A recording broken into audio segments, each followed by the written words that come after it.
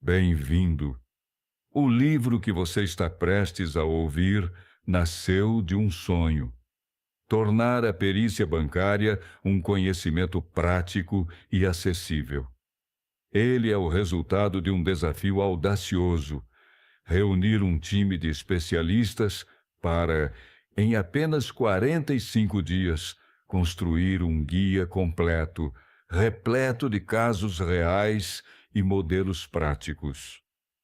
Nesta jornada, você não encontrará apenas teoria. Você terá em mãos a rotina de trabalho do perito, desde a análise de um contrato até a elaboração de um parecer técnico conclusivo. Prepare-se para uma imersão no universo da perícia bancária, guiada por profissionais que vivem isso no dia a dia. Vamos começar a nossa jornada. Apresentação. Esse livro surgiu de um sonho antigo de proporcionar uma abordagem prática aos tópicos de perícia bancária. Por isso, o objetivo principal desta obra é proporcionar ao leitor conteúdo prático, abrangendo desde a apresentação do caso concreto até a solução dada pelo profissional que atua neste ramo da perícia em finanças.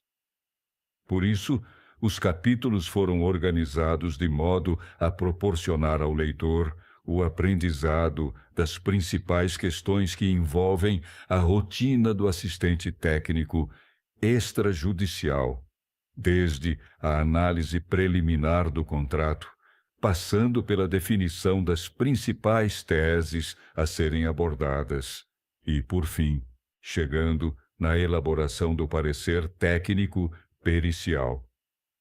Para conseguir atingir esse objetivo, essa obra trabalha de forma prática e clara os principais aspectos da perícia bancária, trazendo exemplos práticos e modelos dos pareces que foram feitos por diferentes profissionais, todos especializados. Exatamente por disponibilizar os principais documentos utilizados pelo perito no cotidiano de sua atuação profissional, esse livro atende aos interesses dos mais diversos tipos de leitores, desde estudantes até profissionais experientes, detalhando procedimentos de cálculos e explicando, em termos de causa e efeito, as conclusões obtidas pelo perito. Até o final do livro, você irá ter contato com 6 casos práticos, elaborados por diferentes profissionais e todos com o mesmo foco: mostrar como se faz a aplicação prática dos conceitos da matemática financeira e do direito bancário, todos cotejados com as decisões do STJ, principalmente aqueles julgados sob o rito dos recursos repetitivos, nos termos do artigo 1.036/C, PC. De modo geral, esse livro é o resultado de um desafio feito à turma do curso de perícia em empréstimos bancários, judicial e extrajudicial, ministrado por meio do Instituto Brasileiro de Consultoria, Auditoria, Perícias, Projetos e Avaliações, LTDA. Tendo em conta a qualidade dos profissionais que entraram para essa turma e conhecendo o potencial de cada um deles, resolvi lançar um desafio: escrever um livro em 45 dias. O que você verá nas próximas páginas é apenas o resultado do trabalho feito em curtíssimo espaço de tempo por grandes profissionais especializados em perícia bancária. Eu tive a honra de estar com todos eles e, mais do que isso, tenho a felicidade de poder organizar este material de tão alta qualidade. Sei que muito mais, em termos de quantidade, poderia ser feito se houvesse mais tempo. Apesar do pouco tempo que tivemos, tenho certeza que você vai se impressionar com a qualidade do material construído por esses profissionais. E a mim fica a alegria de atuar como catalisador desse conhecimento. Temos a plena consciência de esse livro não é a resposta definitiva para essas questões, ao mesmo tempo em que temos certeza de que esse é um tijolo a mais colocado na construção do referencial teórico daquilo que se denomina perícia bancária. Uma perícia bancária, uma introdução ao seu André Rube Pacheco, Edilson Aguiais. Uma introdução. De modo geral, as perícias podem ser judiciais ou extrajudiciais. Denominamos perícias judiciais aquelas que acontecem sob a tutela do Poder Judiciário, mediante requerimento de uma das partes ou pelo juízo de ofício. Nessas perícias, é nomeado um profissional legalmente habilitado e especializado no assunto que está sendo discutido. Este é o perito judicial, que irá elaborar o seu trabalho técnico de modo a apresentar, ao final, um documento denominado laudo pericial, que servirá como fundamento para elidir as questões técnicas controvertidas naquele processo. Do outro lado, mesmo sem receber tantos holofotes, existe um outro profissional com os mesmos requisitos de qualificação, ou até mais, que é o assistente técnico, judicial ou extrajudicial. Antes mesmo de ajuizar a ação, via de regra, o advogado contrata um profissional legalmente habilitado e especializado no objeto que será discutido no processo, para atuar como assistente técnico extrajudicial. Este profissional é quem irá analisar os aspectos a controverter na lide, dissecando todos os elementos envolvidos em termos de causa e efeito, e, ao final, emitirá um parecer técnico conclusivo. Observe-se que este profissional atua antes mesmo do ajuizamento da demanda e, caso não haja fundamento técnico, não convém ingressar com lide temerária, cujo desfecho certamente será inexitoso. Se a lide a ser proposta tem como objeto alguma questão de natureza técnica, o papel do assistente técnico judicial é demonstrar de modo preliminar o fundamento da tese a ser desenvolvida. Ora, esse parecer irá delinear quais serão os pontos técnicos a serem discutidos no processo. E, mais do que isso, irá criar a base probante para tais pontos. Para atuar como assistente técnico, seja judicial ou extrajudicial, o profissional também deverá ser legalmente habilitado e especializado no assunto específico da perícia a ser elaborada. Ser legalmente habilitado significa que existe uma lei federal que criou a profissão e, dentro desta atividade, haja regulamentação legal para a execução deste tipo de trabalho. Entretanto, para ser legalmente habilitado, não basta apenas que exista um conselho profissional normatizando e fiscalizando a atuação dos profissionais. É preciso que você esteja cadastrado junto a este órgão de fiscalização e que esteja adimplente, ou seja, em pleno gozo das prerrogativas da sua profissão. Também é preciso que o profissional que busque atuar como assistente técnico seja especializado no objeto que está sendo demandado. Cabe lembrar que o assistente técnico é o auxiliar do advogado nas questões técnicas que envolvam o processo. Ora, Se o juiz precisa estar acompanhado de um profissional especializado no assunto, como seria possível que o advogado atuasse sem tal auxílio? Exatamente por isso é que, para cada processo em que seja demandada a atuação de um perito judicial, será automaticamente criada a demanda para 2 assistentes técnicos, um para cada parte.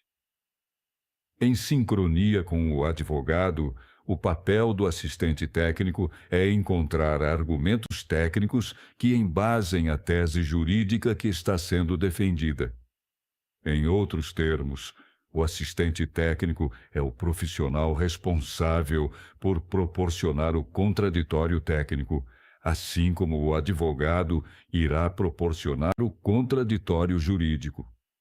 Não custa lembrar que o contraditório e a ampla defesa são princípios constitucionais e, como tal, devem ser respeitados em todos os processos judiciais e administrativos. É exatamente por isso que, em ações de indenizações de danos pessoais e estéticos, é muito comum haver laudos médicos demonstrando a extensão dos danos causados, por exemplo, por um acidente automotivo. Neste caso, portanto, a atuação do médico será como assistente técnico extrajudicial, pois irá emitir um parecer antes mesmo da existência de uma demanda judicial sobre os aspectos técnicos de sua especialidade. As perícias que serão feitas pelo assistente técnico extrajudicial, antes de se ajuizar a ação, servem exatamente para embasar tecnicamente os pedidos que serão feitos pelo advogado. Em suma, as perícias extrajudiciais são aquelas que não envolvem a justiça diretamente, mas que em momento futuro poderão ser utilizadas como um meio de prova em um processo judicial. Tenha-se, por exemplo, um construtor que objetiva construir um edifício ao lado de uma casa que esteja em péssimo estado de conservação, com rachaduras nas paredes, danos no telhado, entre outros. Esse construtor contrata um profissional para fazer um laudo extrajudicial que mostre o estado em que se encontra o referido imóvel antes de ser começada a obra, identificando todas as rachaduras, ilustrando-as com fotos e croquis, de forma que no futuro não seja responsabilizado por danos que não cometeu. 6. É importante ressaltar que os pareceres extrajudiciais, juntados no processo pelas partes, não excluem a possibilidade de ocorrer a perícia determinada pelo juiz. Na verdade, o fato de os autores apresentarem suas indagações fundamentando tecnicamente seus argumentos confirma a necessidade de o juiz ter um perito para esclarecer tecnicamente aqueles pontos que não são de seu conhecimento. Entretanto, não custa ressaltar que, nos termos da legislação processual civil, se as partes apresentarem laudos extrajudiciais que concordem entre si, como não haverá ponto técnico controverso, o juiz poderá dispensar a perícia conforme artigo 472 CPC, Article 472. O juiz poderá dispensar prova pericial quando as partes, na inicial e na contestação, apresentarem sobre as questões de fato, pareceres técnicos ou documentos elucidativos que considerar suficientes. Nesse ponto, é importante destacar que o papel do assistente técnico não fica circunscrito à emissão do parecer técnico que fundamentará a petição inicial feita pelo advogado. No curso do processo judicial, quando for feita a nomeação do perito judicial, as partes do processo, autor e réu, Cada um pode nomear uma pessoa de sua confiança para acompanhar o trabalho técnico feito pelo perito. É o assistente técnico que, a partir de suas convicções e parecer, e através da formulação de quesitos, perguntas técnicas, proporcionará o contraditório e vai verificar se o resultado do trabalho do perito, laudo pericial, está corretamente fundamentado e se as conclusões obtidas pelo expert estão corretas. Em resumo, perícia é aquela que é solicitada quando já existe um processo judicial em curso. Essa perícia é encomendada pelo juiz, de ofício ou a pedido das partes, para explicar o conteúdo técnico de determinada matéria em discussão. Por outro lado, a perícia extrajudicial é aquela que é solicitada antes mesmo de existir um processo judicial, sendo solicitada por qualquer pessoa que queira um esclarecimento técnico ou científico sobre determinado assunto. Do mesmo modo, o perito judicial é o profissional nomeado pelo juiz para atuar como um auxiliar da justiça, ao passo que o assistente técnico é o profissional contratado pela parte para acompanhar a atuação do perito em um processo judicial, assistente técnico judicial, ou para emitir um parecer sobre determinado assunto que ainda não foi levado à apreciação do judiciário, assistente técnico extrajudicial. 1.2 Perícia bancária.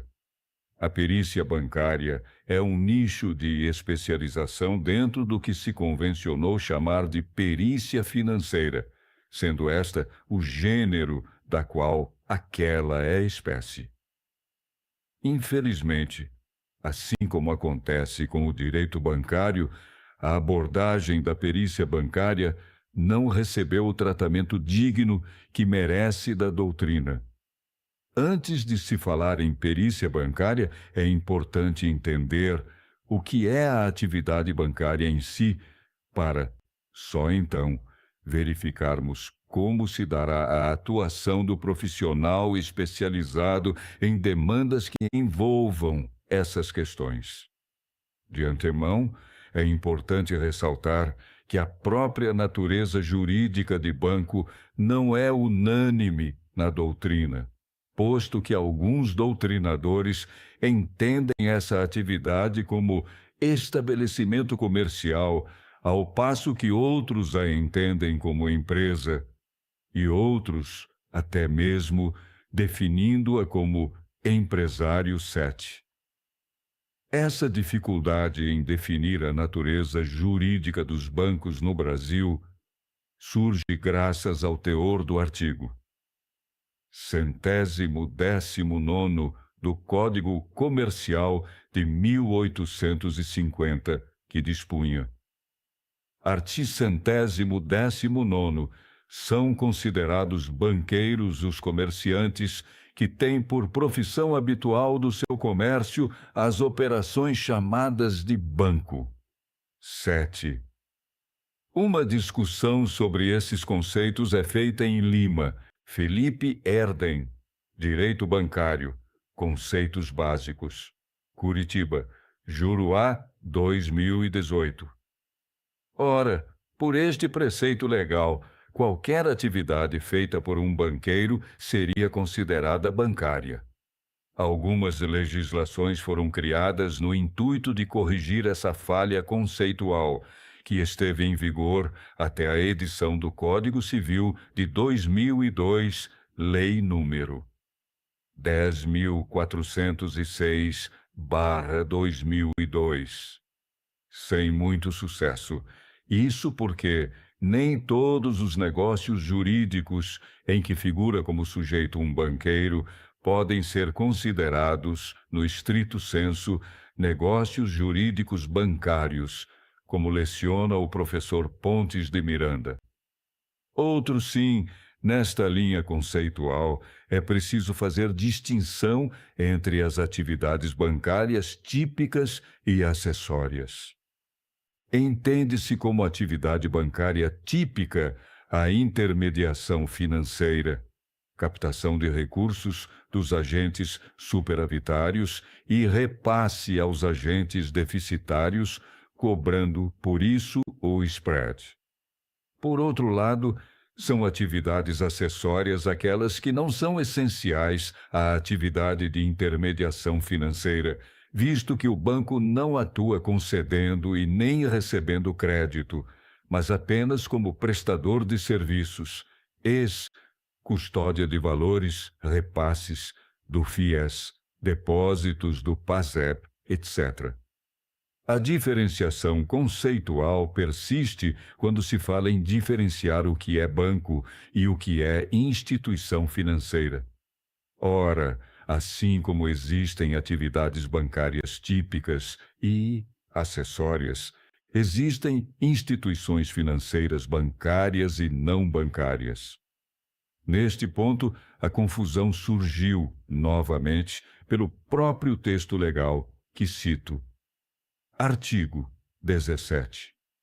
Consideram-se instituições financeiras, para os efeitos da legislação em vigor, as pessoas jurídicas públicas ou privadas que tenham como atividade principal ou acessória a coleta, intermediação ou aplicação de recursos financeiros próprios ou de terceiros, em moeda nacional ou estrangeira, e a custódia de valor de propriedade de terceiros. Parágrafo único. Para os efeitos desta lei e da legislação em vigor, equiparam-se as instituições financeiras às pessoas físicas que exerçam qualquer das atividades referidas neste artigo, de forma permanente ou eventual. 11. Ora, uma leitura menos atenta ao texto da lei não deixa claro a diferenciação entre banco, espécie e instituição financeira, gênero. Apesar dessa dificuldade, a literatura é pacífica quanto a essa distinção. Isso porque a diferença não está nas operações que são realizadas, que podem ser as mesmas, mas sim na origem dos recursos que estão sendo utilizados.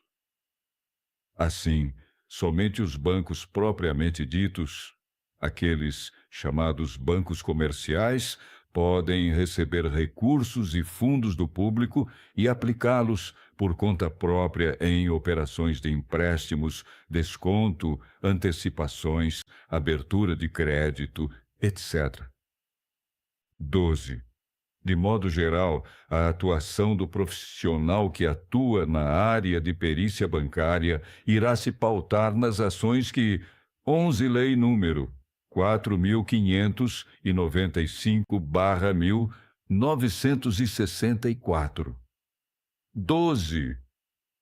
Essa diferenciação é importante em termos práticos, porque somente as instituições financeiras bancárias, bancos, quando estão operando como bancos comerciais, têm o poder de emitir moeda escritural e, como tal, dotar o sistema de liquidez. Envolvam as instituições financeiras enquanto estão exercendo a sua função de banco. Dentre outras mais, seguem adiante alguns tipos de operações bancárias que podem ser objeto de perícia: cartão de crédito, contas correntes e adiantamentos a depositantes, cédulas de crédito bancário, contratos de capital de giro, CDC Hot Money, contratos de abertura de crédito, cheques especiais e contas garantidas, contratos de câmbio, exportação, importação, contratos de financiamento imobiliário, SFI, Sistema Financeiro de Habitação, SFH, e Minha Casa, Minha Vida, MCMV, contratos de leasing, leaseback e finame, operações de descontos de títulos e recebíveis, poupança, aplicações financeiras, operações de overnight, títulos e fundos, protesto de títulos e títulos em cobrança, crédito agrícola, movimentação e rendimentos de contas de aplicação e investimentos, CDB, rendimentos de P, IS, PAS, EP, EFG, TS, empréstimos consignados, contratos de câmbio exportação, AS, C, carta de fiança, crédito rotativo, contratos de mútuos em geral, empréstimos e financiamentos, físicos ou eletrônicos. 1.3 Profissionais que atuam em perícia bancária. Desde a Constituição de 1934, que o exercício profissional passou a ser condicionado a alguns pressupostos e condições estabelecidos em lei. Nesta esteira, com o advento da Constituição de 1946, a administração direta passou a delegar as funções relativas à fiscalização das atividades profissionais, criando a estrutura dos conselhos de fiscalização profissionais. Estes conselhos, com natureza jurídica de autarquias instituídas por lei, e no exercício das funções delegadas pelo poder público, passaram a exercer de forma descentralizada as atividades regulamentadoras e fiscalizadoras do exercício profissional. Assim sendo, o entendimento atual é que os conselhos de fiscalização profissional detêm personalidade jurídica de direito público, sendo autarquias federais legalmente incumbidas do exercício da atividade de polícia sobre as profissões regulamentadas. Assim, sobre cada profissão regulamentada, o poder público delegou o poder de polícia de fiscalizar aos conselhos profissionais nos estritos limites definidos na legislação que cria tais autarquias. 1.3 Ponto 1 Administradores.